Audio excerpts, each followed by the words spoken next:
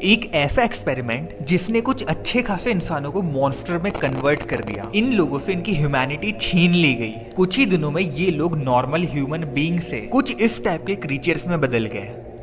इसकी बॉडी पे मसल्स तो हमें दिख ही नहीं रही है, ऐसा लग रहा है कि बोन्स के ऊपर एक पतली से स्किन की लेयर चिपकी हुई है। It's really hard to imagine कि कोई इंसान ऐसी कंडीशन में भी पहुंच सकता है। तो ये है the story of the Russian sleep experiment. तब क्या होता है जब साइंटिस्ट ह्यूमन बॉडी को उसकी एकदम पीक तक पुश करे। इससे पहले कि तुम डर के मारे इस वीडियो को बंद कर दो, मैं तुम्हें बताना चाहूंगा कि इस दुनिया में कुछ चीजें हैं जिसके बारे में तुम्हें पता होना चाहिए, मगर वो चीज रशियन स्लीप एक्सपेरिमेंट बिल्कुल भी नहीं है। तो वो चीज क्या है उसके बारे में भी हम इसी वीडियो में बात करेंगे। और मैं यहाँ पे तुम्हें डराने नहीं आया हूँ। ऐसा नहीं है कि मैं तुम्हें इस एक्सपेरिमेंट के बारे में बता के वीडियो को एंड कर दूंगा।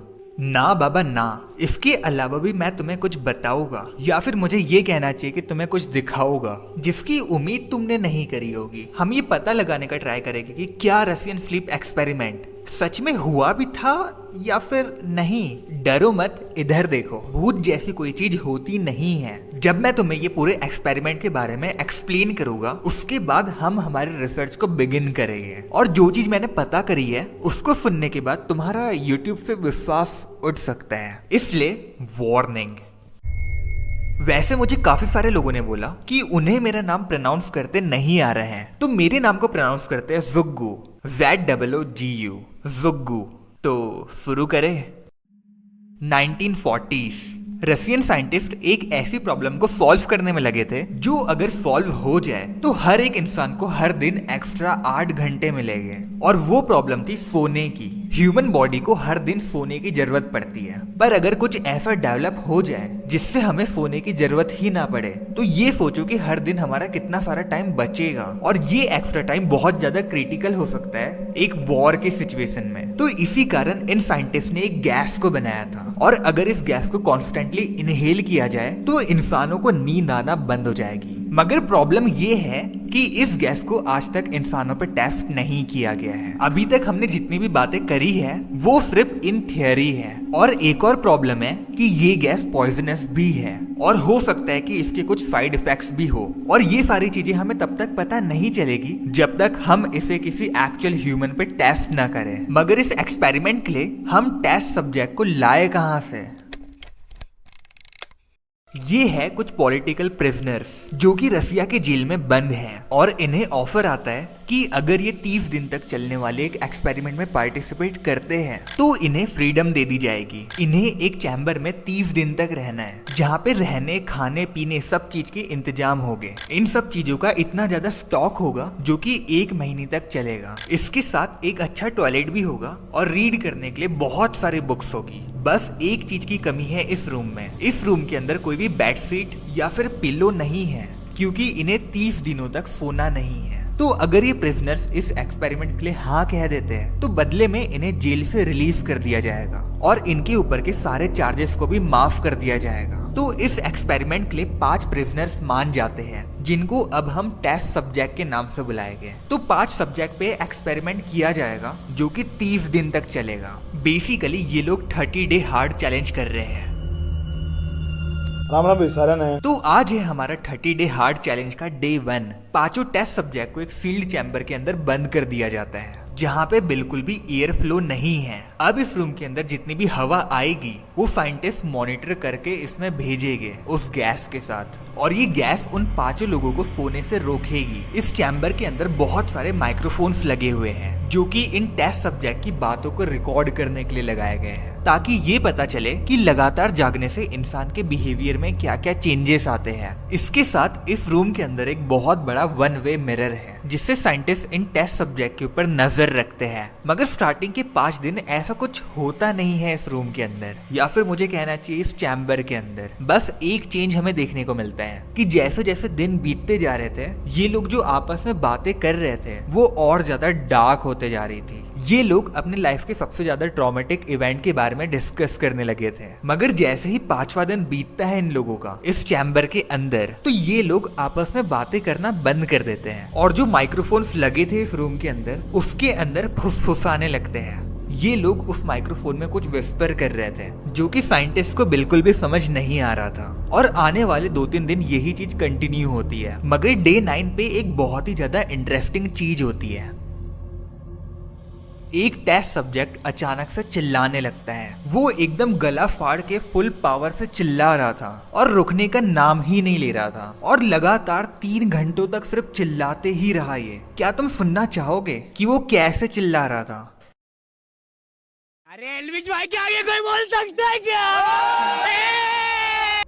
और वो तब तक चिल्लाता है जब तक उसकी वोकल कॉर्ड फट न गई हो। मगर जो बाकी के 4 टेस्ट सब्जेक्ट थे उनको तो इस चिल्लाने से कोई फर्क ही नहीं पड़ा। वो अपने विस्परिंग को कंटिन्यू रखे। मगर इसके कुछ ही देर बाद एक दूसरा टेस्ट सब्जेक्ट भी अचानक से चिल्लाने लगा। मगर इस टाइम जो टेस्ट सब्जेक्ट चिल्ला नहीं रहे थे वो सब उस वन वे मिरर के पास जाते हैं, जिससे साइंटिस्ट इनके ऊपर नजर रखते हैं और इस रूम के अंदर जितने भी बुक्स थी उसके पेज को फाड़ के और अपने पूपू के साथ मिक्स करके उन पेपर्स को इस मिरर के ऊपर चिपका देते हैं ताकि साइंटिस्ट इन पे अब नजर ना रख पाए। मगर जैसे ये लोग साइंटिस्ट का व्यू ब्लॉक कर देते हैं उस चैम्बर में से सारी आवाजें आना बंद हो जाती है। अब कोई भी टेस्ट सब्जेक्ट कोई भी आवाज नहीं कर रहा था और आने वाले 3 दिनों तक इस रूम से कोई भी आवाज नहीं आई।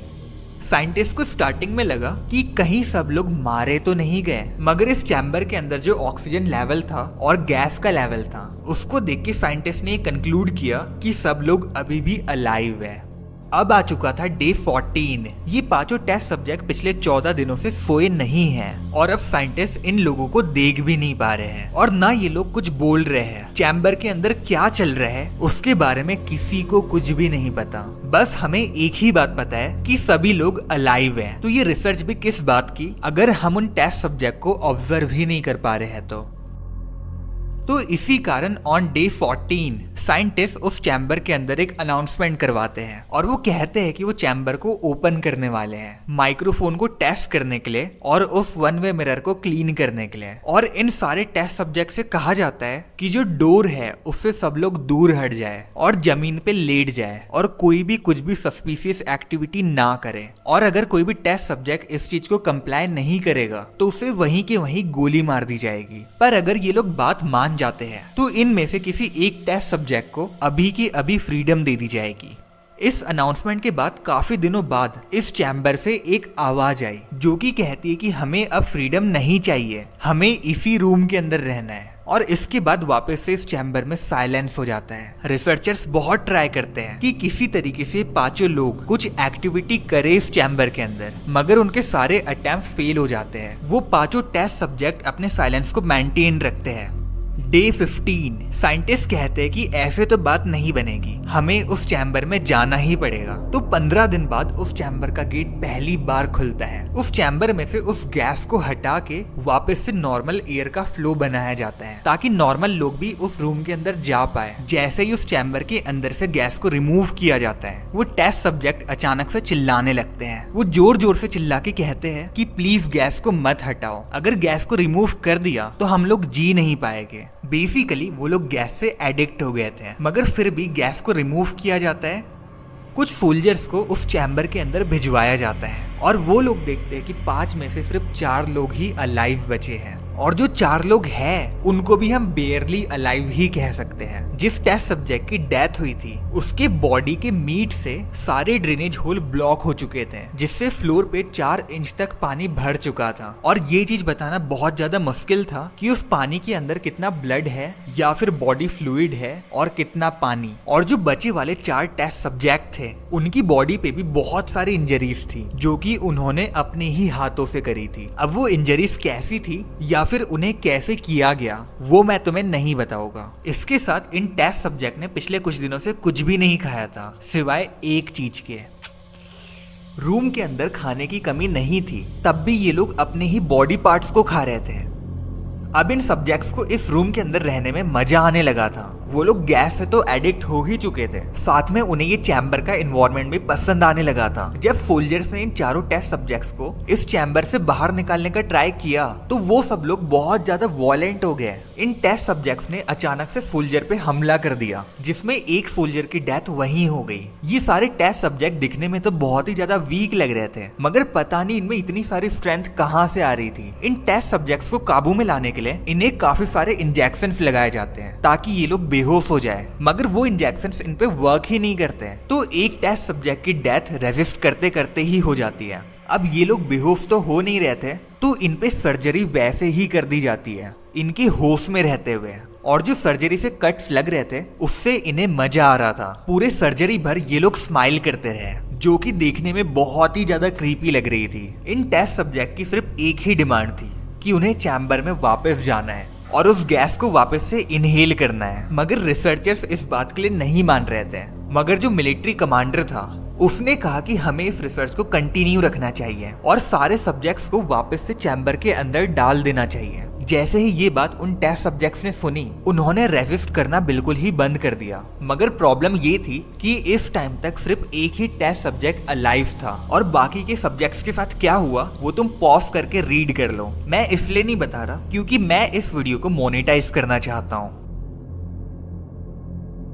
क्योंकि अब सिर्फ एक ही टेस्ट सब्जेक्ट अलाइव था। तो कमांडर ने कहा कि हम इस टेस्ट सब्जेक्ट के साथ अपने कुछ रिसर्चर्स को भी उस चैम्बर के अंदर बंद करेंगे ताकि हमारी रिसर्च कंटिन्यू हो पाए। मगर उन रिसर्चर्स को पता था कि अगर उस चैम्बर में इन्हें बंद किया गया तो वो लोग वहां से कभी बाहर नहीं आ पाएंगे, उनकी पूरी लाइफ खत्म हो जाएगी और वो लोग भी ऐसे ही मॉन्स्टर में कन्वर्ट हो जाएंगे। तो अपनी जान को बचाने के लिए एक रिसर्चर ने अपने हाथ में गन ली और उस कमांडर को शूट कर दिया, और उसने जोर से चिल्लाया, मैं उस टेस्ट सब्जेक्ट के साथ उस चैम्बर में बंद नहीं होऊंगा, चाहे तुम कुछ भी कर लो। और इस टाइम तक जो आखिरी बचा वाला टेस्ट सब्जेक्ट था वो कुछ ऐसा दिखने लगा था।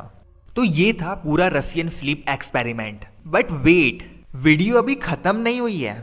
ऐसे लाखों लोग हैं जिन्हें लगता है कि रशियन स्लीप एक्सपेरिमेंट सच में हुआ था, मगर ये रियलिटी नहीं है। क्या तुम भी ऐसे ही लोगों में से हो जिन्हें आज तक ये लगता था कि ये एक्सपेरिमेंट सच में हुआ है पास्ट में? तो एक बार कमेंट्स में यस लिख के बताओ। देखो, ये जो पूरी स्टोरी है रशियन स्लीप एक्सपेरिमेंट की, ये दुनिया के सामने 2010 में आई। एक वेबसाइट है जिसका नाम है क्रीपीपास्टा विकी। ये स्टोरी यहाँ से पॉपुलर होने लगी थी और मोस्ट प्रोबेबली इस स्टोरी का ओरिजिन यहीं पे हुआ था। मतलब किसी ने अपने हाथों से लिखी है ये स्टोरी, ये कोई हिस्टोरिक इवेंट नहीं है। चलो मान लो कि अगर ऐसा कुछ हुआ है पास्ट में, तो गवर्नमेंट इसके बारे में बात क्यों नहीं करती? चलो गवर्नमेंट का छोड़ो, गवर्नमेंट तो अपनी गलती को कवर अप कर रही होगी, कोई भी वेल नोन मीडिया इसके बारे में बात क्यों नहीं करती?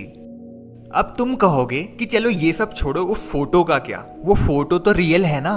नहीं और हाँ भी। मतलब ये फोटो रियल है मगर फेक भी है। पहले हम लाइटिंग को थोड़ा सही करते हैं और अब हमें थोड़े अच्छे से दिखेगा, मगर उससे पहले डरना बंद करो यार। इधर देखो चुपचाप। देख के ऐसा लग रहा है कि एक ह्यूमन है जो कि बहुत ज्यादा स्किनी हो चुका है, मगर एक बार तुम इसके दांत देखो। ह्यूमंस के ऐसे दांत नहीं होते। तुम कितने भी स्किनी हो जाओ, तुम्हारे दांत ऐसे नहीं होंगे। तो फिर क्या ये एडिटिंग है? नहीं, इसमें एडिटिंग भी नहीं है। जब मैंने थोड़ा और सर्च किया तो मुझे एक क्लियर फोटो मिली।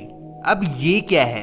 ये है एक स्टैच्यू, मूर्ति है ये मूर्ति। अगर तुम लो लाइट में इसकी फोटो खींचोगे तो ये एकदम रियलिस्टिक लगेगा। मैंने ईबे पे इसकी प्राइस चेक करी तो ये 60,000 से लेके 2 लाख तक का बिक रहा है। तो अगर मेरी इस वीडियो पे 1 लाख लाइक कंप्लीट होते हैं तो मैं इसे परचेज करूंगा और अकेले इसके साथ सोऊंगा भी एक अंधेरे रूम में। और तुम ये सोचो कि अगर मैं 1 लाख रुपए का ये परचेज करूंगा तो मैं उसे फेंक भी नहीं पाऊंगा, क्योंकि इतना एक्सपेंसिव चीज मैंने परचेज करी है। तो मुझे ना चाहते हुए भी इसे अपने घर में रखना पड़ेगा संभाल के। और ऐसी चीज को भला कौन ही अपने घर में रखना चाहेगा? वैसे एक और कंडीशन है कि इसे परचेज करने के लिए मेरे पे पैसे होने भी चाहिए ना। तो अगर तुम्हें फ्यूचर में ऐसा लगता है कि मेरे पे बहुत ज्यादा पैसे हो गए तो मुझे कमेंट्स में याद दिला देना कि मुझे ये चीज भी परचेज करनी थी। वैसे एक बात तो माननी पड़ेगी कि इवन दो ये एक्सपेरिमेंट पूरा फेक था, स्टिल हमें इस चीज की तो तारीफ करनी पड़ेगी कि लिखने वाले ने क्या लिखा है।